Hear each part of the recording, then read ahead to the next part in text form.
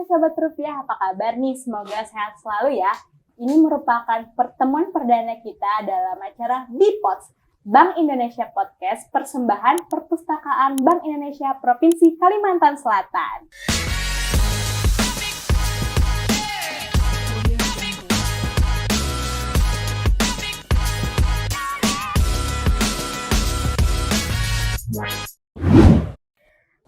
Kali ini episode perdana saya nggak mungkin sendirian dong di sini. Tentunya di sini sudah ada Mas Nampati Ginting, pegawai pengelolaan uang rupiah kantor perwakilan Bank Indonesia Provinsi Kalimantan Selatan.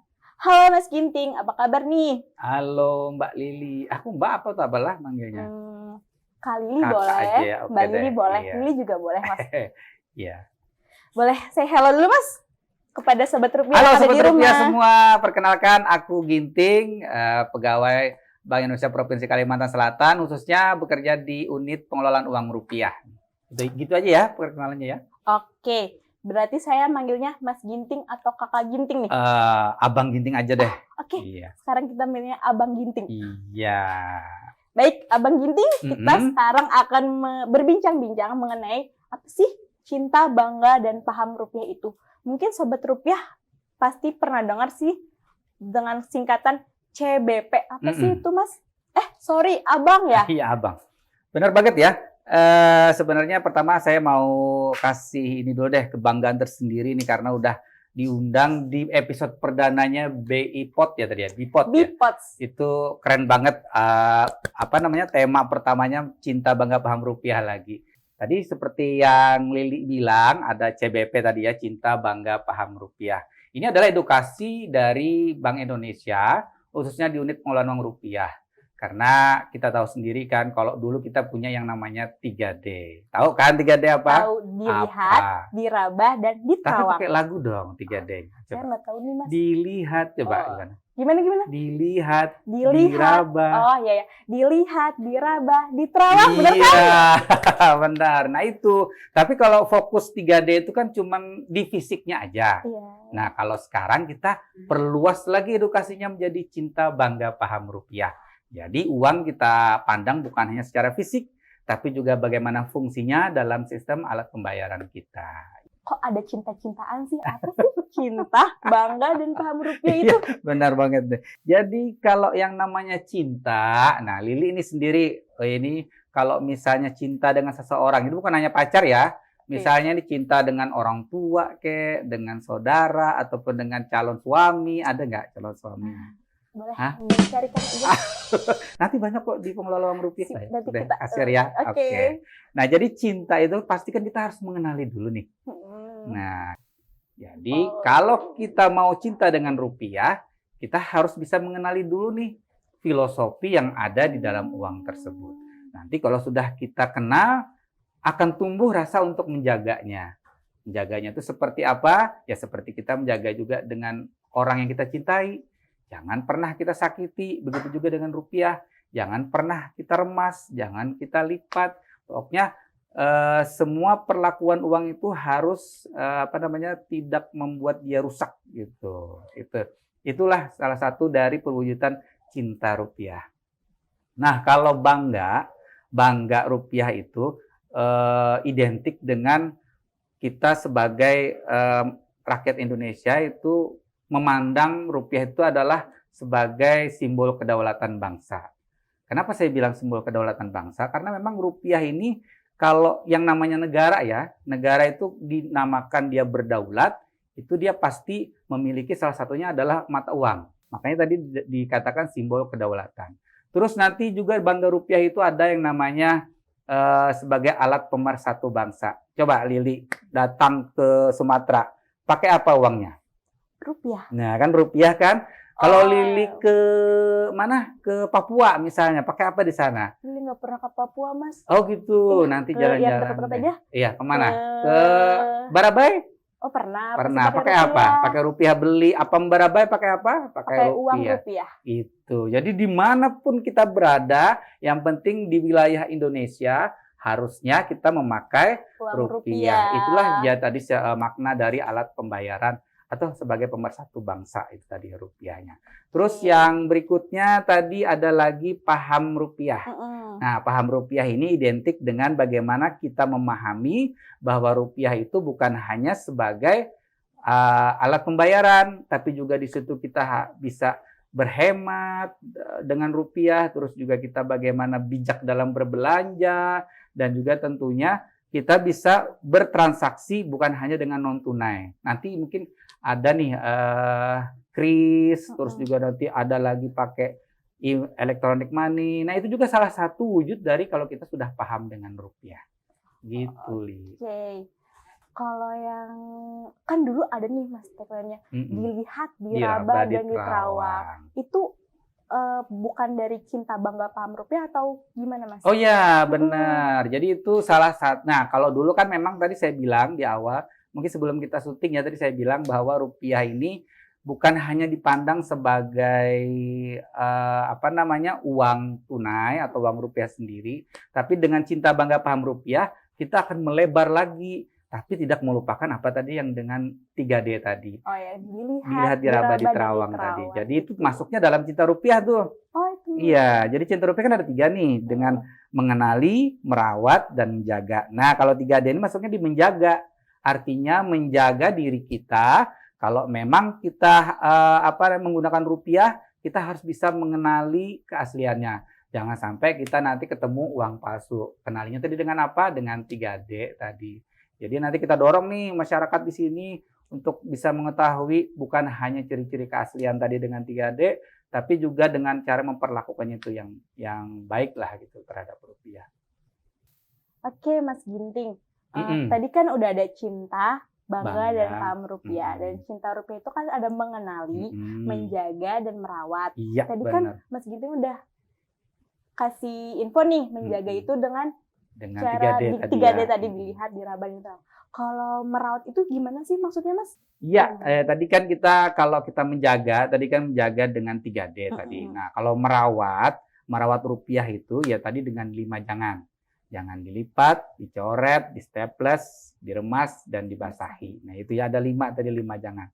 Jadi kalau kita punya uang rupiah itu benar-benar deh kita jaga gitu loh. Kalau kita lihat di Jepang itu sendiri ya, ini ada pejabat BI, dia waktu itu tugasnya di BI Jepang, perwakilan Jepang sana. Ternyata gambar uang di Jepang itu kan gambar kaisar mereka. Nah, gambar kaisar inilah yang dihormati mereka. Itu juga nih yang kita pengen kalau di rupiah. Iya, di Indonesia kita memang nggak punya kaisar kan, tapi kita punya pahlawan-pahlawan yang benar-benar telah berjuang demi kemerdekaan kita. Toh kalau memang ada pahlawan seperti itu digambar, kenapa sih kita juga harus melipat-lipatnya, meremas-remasnya? Karena itu kan sebagai satu penghormatan kita juga terhadap uang rupiah. Makanya jangan sampailah kita lakukan rupiah itu dengan semena-mena, gitu sih. Oke, berarti 5J tadi diingat ya sahabat rupiah. Jangan dilipat, jangan dicoret, jangan di-stapler, jangan diremas, dan jangan dibasahi. Maaf ya Li, aku nggak punya souvenir. Biasanya kalau ada, kalau bener gitu harus kami kasih. Iya.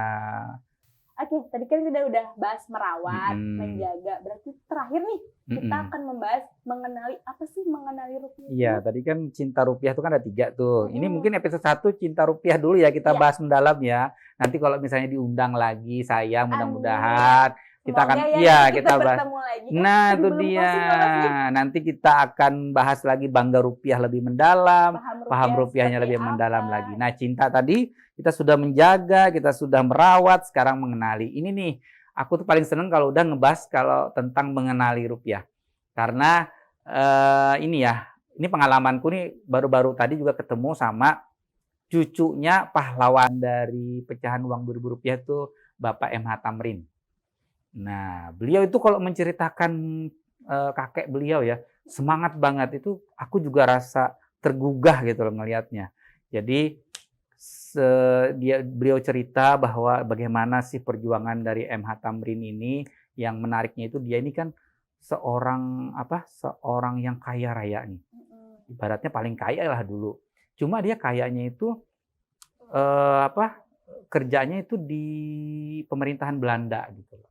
Jadi otomatis kan banyak juga orang yang ini kok kita lagi berjuang tapi malah dibilang pengkhianat gitu kan, kalau apa kok malah bekerja di pemerintahan Belanda. Padahal sebenarnya Bapak M.H. Thamrin ini dia berjuang memang dari dalam. Artinya dia pengen tahu nih, apa sih yang ada di pemerintahan Belanda gitu loh. Biar nanti kalau menyusun strategi itu apa, jadi bisa lebih tepat sasaran gitu. Dan pada akhirnya beliau juga lah yang apa namanya memfasilitasi perjuangan-perjuangan Bapak Soekarno yang lainnya dalam kemerdekaan pada tahun 1945 tersebut. Nah, itu dia. Jadi Bapak M.H. Thamrin inilah yang kalau boleh dibilang itu berjasa lah untuk kemerdekaan Indonesia. Nah, kalau mendengar cerita seperti itu kita kok rasanya tergugah gitu ya. Kita pengen lebih tahu lagi nih di uang-uang yang lainnya, pahlawan apa aja lagi yang ada. Salah satunya di Rp5.000 kan itu ada tuh pahlawan dari Kalimantan Selatan, Idham Halid. Nah, itu dia. Itu satu pahlawan kebanggaan kita juga. Jadi di sini ya, kalau di sini boleh saya contek sedikit ya. Idham Halid ini dia itu menguasai 5 bahasa asing. Nah, menjadi anggota DPRS, aktif di NU dan menjabat juga sebagai wakil ketua MPRS. Jadi bagaimana dia seorang sosok yang menimba ilmu di pesantren, terus dia juga berjuang khususnya di Kalimantan Selatan. Nah, itu merupakan satu kebanggaan kita juga loh, bahwa sosok pahlawan dimasukkan ke dalam uang rupiah. Nah, jadi kalau kita melihat seperti itu, kita sudah apa namanya lebih mengenali lagi rupiah. Kita kayaknya kok nggak ada rasa untuk ini loh, nggak ada rasa untuk menyia-nyiakan atau memperlakukan uang rupiah itu dengan tidak baik ya. Artinya rupiah ini benar-benar mempunyai filosofi yang sangat besar. Kita ya kayak jendela dunia gitulah. Karena kan dalam rupiah kita bisa melihat gambar pahlawan, kita juga bisa melihat kebudayaan. Di sana kan ada gambar tari-tariannya. Kita juga bisa melihat bagaimana sumber daya alam pariwisata Indonesia itu terpampang nyata lah di rupiah. Iya, itu dari dengan mengenali tadi. Artinya semakin kita mengenali uang rupiah, rasanya kalau tumbuh rasa cinta itu terhadap rupiah itu harusnya semakin besar ya. Ini tuh, Li. Oke, cinta rupiah tadi berarti dengan 3 cinta ya, Mas ya. Mengenal, merawat dan menjaga rupiah sendiri. Iya. Oke nih Mas Ginting, kita kembali ke menjaga rupiah ya. Berarti untuk sobat rupiah di rumah nih, apa sih ciri-ciri keaslian rupiah itu sendiri? Nah, bener nih, ini pertanyaannya bagus juga karena memang pasti menyangkut keseharian kita ya. Kalau kita belanja, kalau kita apa, pastinya yang kita pegang kan uang rupiah. Jangan sampai kita nanti ketemu uang palsu. Jadi, tapi aku nggak punya uang nih ya, mau ngejelasin. Bentar, Lili ada nih. Oke. Nah, stop dulu nih. Ini bagus nih kayak gini nih. Kalau misalnya kita nyimpen uang, itu harus pakai dompet yang panjang kayak gini ya. Jangan yang kelipat gitu kan. Jadi akhirnya kita tidak menjaga rupiah dengan nah, itu dia. Ini sudah mencerminkan Lili ini telah menjaga rupiah. Bukan menjaga sih, merawat rupiah. Kita keluarin ya, Mas ya. Oke, silakan. Masih bagus ya. Masih. Nah, ini benar. Gimana nih, Mas, contohnya? Oke, nah kita lihat dulu ya. Ini kan uang rupiah. Uang rupiahnya juga kondisinya nih uang layak edar nih kayak gini nih. Mudah-mudahan semua yang ada di masyarakat juga bisa seperti inilah uang rupiahnya. Nah, kalau mau mengenali ciri keaslian rupiah itu gampang banget. Paling mudah pokoknya dengan 3D tadi. Dilihat, diraba, diterawang. Jadi kalau dilihat itu apa? Langsung aja lihat nih warnanya ya. Dilihat, oke. Dilihat dari warnanya dulu nih. Warnanya itu jelas tentunya. Terus juga apalagi yang dilihat itu adalah color shifting-nya. Ini pasti berubah warna nih. Coba kan berubah warna jadi apa? Orang awam nih. Berarti di sini ya. Oke. Ini namanya color shifting. Color shifting. Kalau dilihat warnanya berubah jadi apa? Gold dan warna apa lagi? Ada sedikit hijaunya ya, Mas ya? Iya, benar banget. Nah, itu dia. Jadi kalau kita melihat di tempat yang berbeda, nah itu dia nanti di sudut-sudut yang berbeda itu ada gold, terus nanti juga ada warna hijaunya. Itu untuk yang dilihat Dilihat. tadi. Sekarang kalau yang diraba, raba itu tentunya akan terasa kasar. Gimana yang Bagian kasarnya? Di bagian pahlawannya ini, gambar utamanya ini. Rabanya nanti pakai ujung kuku. Iya, nanti raba aja di sini, pasti agak kasar kok dia. Berbeda dengan yang di Berbeda sebelah dengan sini yang ya. sebelahnya. Nah, kalau yang palsu itu biasanya dia licin. Teksturnya sama dia. Sama. Terus juga apalagi di sini ada yang namanya blind code atau Blind tanda untuk kode tunanetra. Ini di sini nih yang ada batang 2 ini. Nah, ini kita raba dengan ujung kuku, dia akan terasa kasar juga. Oh, berarti terasa kasarnya di bagian sini dan di bagian iya. sini. Nah, ini untuk orang-orang yang tunanetra itu. Dia kalau misalnya mengenali pecahan-pecahan itu di situ. Kalau 100.000 itu 2 batang. Terus nanti kalau yang 50.000 ada 4 batang gitu dia. Nanti 20.000 nambah lagi batang. Jadi mereka gampang gitu loh untuk bisa mengenalinya. Iya, itu tadi dengan meraba tadi ya. Kalau di terawang. Nah, kalau di terawang itu langsung aja nih di cahaya, nanti akan Seperti ada. di sini ya? Oh, boleh coba praktekkan. Ada apa? Muncul apa kalau di Ada di cahaya? sini, di bagian sini. Nah, ada pahlawan. ada gambar pahlawan. Terus Iya, di itu. bagian sini Ada juga, ya iya, benar. tanah air ya? Iya. Benar. Jadi ini kalau kita terawangkan seperti ini ya. Nah, ini ada namanya tanda air. Tanda air. Tanda airnya itu berupa gambar pahlawan. Nah, kalau yang palsu biasanya dia itu dicetak dia. Kalau ini kan bukan dicetak nih. Ini kayak kalau mainan anak kecil dulu ya, kita tempelkan kertas, terus kita arsir, yang kita pakai pensil, nanti kan keluar tuh gambar. Nah, ini sama seperti ini kan rata nih, tapi kalau kita tempelkan nanti kertas yang tipis, kita arsir pakai pensil, dia akan muncul. Karena dia ini bukan cetak sih, jadi kayak dipres gitu dia. Jadi ada yang tebal, ada yang tipis, ada yang tebal, tipis, hingga membentuk satu tekstur gambar pahlawan. Iya, tanda air tadi. Jadi gampang kita mau, kalau misalnya menerima uang dari manapun, apapun, dengan dilihat tadi apanya, terus diraba, terus diterawang, insya Allah kita akan terhindari dari pemalsuan uang. Benar banget. Gitu, Li. Berarti tadi kita udah habis bahas pembahasan 3 ya, cinta rupiah tadi, benar banget. Baik, penjelasan Mas Ginting sudah sangat jelas sekali ya tentang cinta rupiah itu sendiri. Oke, nextnya kita bisa, mungkin di pertemuan selanjutnya kita akan bahas tentang bangga dan paham rupiah secara mendalam ya Mas ya. Yang penting nggak bosan ya, sahabat rupiah, bosan, Lili, ngundang saya nggak masalah. Kalau saya sih selalu siap kalau diundang. Siap, 86 nih, berarti ya. Oke, kita catat ya, sahabat rupiah. Kalau bahwasanya Mas Ginting udah siap nih kalau diundang lagi di acara B-Pods. Oke. Mungkin dari Mas Ginting ada closing statement buat teman-teman di rumah? Ya, makasih Lili. Aku cuman berpesan 3 aja nih. Karena nih kalau setiap kali kita edukasi, kita mau tekankan ini. Jadi, cinta bangga paham rupiah itu harus dimulai dari diri kita sendiri ya. Kita kenali dan perlakukan secara baik uang rupiahnya. Terus belanjakanlah dengan bijak pada produk lokal tentunya ya.